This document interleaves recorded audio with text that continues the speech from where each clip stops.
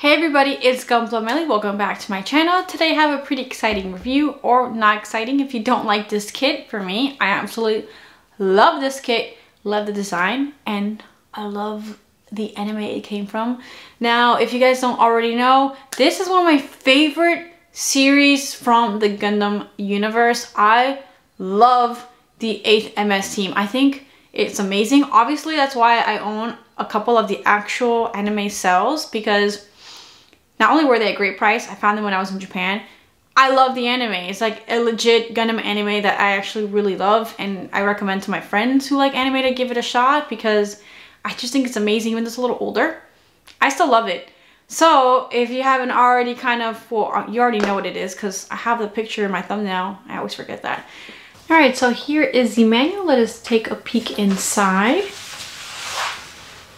Got some colored images, but of course this is an older high grade, so everything is Japanese.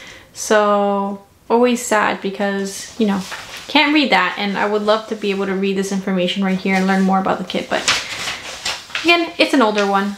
So here are the rest in black and white. Not super complicated. And the last page. And that is it for the manual. Alright, let's take a look at the accessories, which fortunately you get quite a lot. Here you get 5 different sets of hands, you get 2 closed fists, 2 guns to hold the weapons, and you get 1 open palm hand. You get 1 heat saber, 1 shield, which you can actually slide the saber into, like this. Pretty neat. And in this portion right here, you attach his other accessory. This little gun finger, is what I call it. And that is actually a part that I added. I added some stickers. That is a sticker that I got because I really like the way it looks. Like the original Gouf, this guy has not a whip, but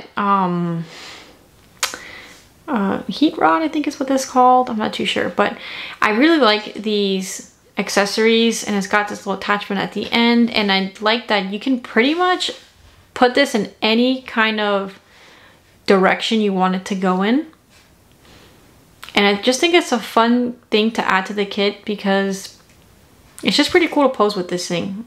Alright, and last up for the last accessory, I told you guys this kit has a lot of accessories, which is always a plus, is the giant Gatling gun. And I think this looks fantastic. This also can attach to a shield, which is another cool plus. And here you have the ammo belt running into the Gatling gun. And I almost forgot to show you guys, you do actually get 1 set of stickers.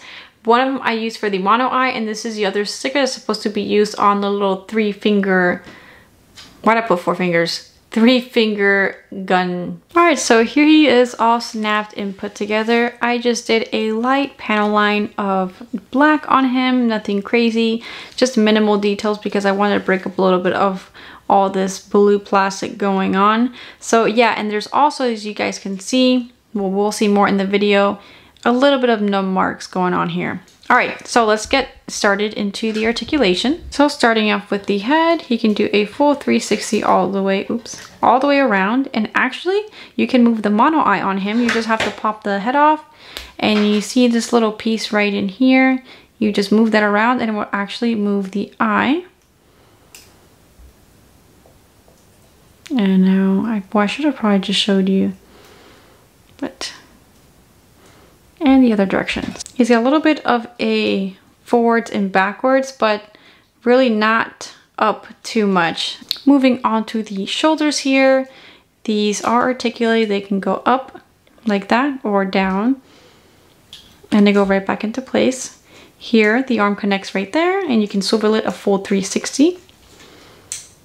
Oops. That hand has actually been popping off quite a lot recently. I don't know exactly what's going on. Here at the elbow, you can do a full 90-degree bend. And they are also able to come forward about that much. Pretty decent if you ask me. And they are able to go backwards at a slight angle, not as much. For the waist, there isn't a lot of articulation, as you guys can see. He can't really swivel too much, sadly. But I really do think that the main problem with this kit here is the waist articulation. That is the worst articulation that this guy has, and I really feel like if he would be able to swivel his waist in either direction, which again is hindered by these little tubes right there, he would be able to pull off much better posing. But because of being unable to swivel right there very well, it just, you know, the pose is not that great. Down here, there isn't much articulation either. As you can see, there's a little bit of a wiggle, but it really is not much. Same with these right here, they're kind of solid. Now taking a peek at his rear. These funnels cannot be moved, sadly, and same thing with the bottom rear skirt armor. That is in a fixed position. Now let's take a look at the lower waist. Here you can see, you can actually kind of swivel his legs slightly. So he's got a little bit of articulation right there. And then here, full 360 on each side, obviously. And then he is able to kick out, I would say 90 degrees. Obviously he could go more if this front skirt armor wouldn't be obstructing it, but it is, unfortunately. He can go backwards about that far. And he can bend, I don't know what degree this is.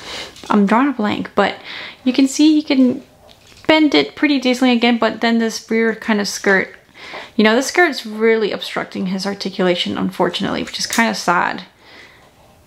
You just can't really do much there, sadly. Now for his feet, again, more blockage, as I'm going to call it. He can't really get a good angle to the outside or inside. The foot can't go down really far because, again, it hits here, so it can't point down that far, but it can point up pretty decently. So at least you can get a nice kind of forward movement or up movement of the foot right there, but not too much in any other direction, especially side to side, because it just will be blocked by that. So honestly, I'm kind of surprised with the articulation of this kit. I was really anticipating it to be much worse, considering this is an older high grade, and these older kits don't tend to be articulated very well. But again, it's not the best. Again, it's not a recent high grade origin kit, of course not. But honestly, it's not that bad. It could be better. It could be better, but it's not that bad. I still enjoyed building this kit, and he still can pull off some pretty decent poses, I would think. Oh, and I didn't say the hands are on a ball joint, so they can do a full 360 all the way around. So now let me show you guys what this guy will look like with all his accessories put on. Now when I talk about mounting his accessories, what's weird is that his shield actually won't go attached to the forearm without his little 3-finger shotgun, because this peg has to go on this piece, which is kind of weird if you ask me, that you can't use his shield without this adapter, but that's just how he was designed. And great, this is being technical difficulties right now. All right, and here he is attached with his both 3-finger barrel shotgun thing and the little heat rod, heat whip, aka spider web action going on, because I'm thinking Spider-Man. I don't know why I'm thinking the Spider-Man, but I think he looks absolutely fantastic, and I actually really love this accessory. I think it's so cool looking, and I just like how it's kind of like a, what's the word, like a still shot of an action going on. I just absolutely love it. I think this is my favorite pose, and I'm definitely going to be displaying him with this. Now, one thing that is kind of unfortunate with this guy is that in this hand or this side of his body, he's not able to hold any weapons. It can only be on one side, because you only get the hand on this side to carry weapons. And also the shield right here, you see that little notch? The shield can only go on this side, which again, kind of unfortunate, limits you to your poses, but you know, whatever, it is what it is. And so that's what he looks like with him holding his little sword. All right, and there he is holding his entire giant weapon contraction, and as you guys can see, this guy can hold that weight very well, not an ounce of droopage whatsoever, which is quite surprising. But again, this guy's built very sturdy, so you can pose him with that giant thing and his arm will not budge. Like, this is in fact very nice, as you guys can see. I mean, there's some slight, obviously, because I'm jiggling it, but he holds this up very well. I mean, take a look at that. It's not dropping at all. Oops. And this thing is massive.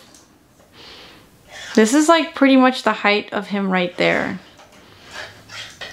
And that's him holding the sword, the shield, the Gatling gun, and the 3-finger shotgun all in one. Looks super epic with this massive weapon on him. Now let's do a quick size comparison so you guys can see how big or how small this guy really is. All right, here he is next to a real grade unicorn. As you guys can see, he's a fairly large high grade kit. Here is next to the master grade Gouf. And here is him next to a high grade Zaku Revive version. I mean, this guy is much bigger than this guy. As you guys can see, this guy is a hefty, large, high grade. I like it. All right, so that's gonna be it for the review. Now, in terms of the conclusion, do I recommend this kit? Yes, I do. I give it probably a, let's go with an 8 out of 10. Now, there's some minor things that I would have liked more. Again, it's kind of hard because I'm comparing it to like the newer Zakus that I have built that obviously have been engineered better, and they're much newer. So it's not fair to compare a kit that's like 12 years old to compare it to what Bandai's making now. But, you know, I'm just gonna be fair in this review. I do wish it had more panel lines, more surface detail, color separation, things along those lines, a little bit better articulation. It does come with a good amount of accessories, which is a plus for me. But yeah, it's just minor little things that, you know, if I'm going to compare it to like the more recent like Origins Gouf, obviously that one kind of beats this one. Just because, but like I said, it's not really fair to compare two kits that are like, you know, 10 years apart. So I got to give credit where it's due. Should you get this guy? Yeah, I think it'd be great if for someone who's getting into Gundams, this would be great. I love it. So there's that. I don't care if it's, you know, slightly old, doesn't have all the features that the newer ones have. I still think it's great. I still think you should get it, add to your collection if you don't already have it. So that is it for today's review. I hope you guys enjoyed it, and I'll see you around for the next one. Adios. And a big thank you to all the people over on my Patreon, especially my silver tier, who are Jesus Ramirez and Rico Stealth. Thank you guys so much. And another big thank you to my ultimate fans, who are Allison Yancey, Chris Wright, David Sikora, Hassan Boz, Madi, Michael Limes, and Michael Lawrence. Thank you guys so much for all the support.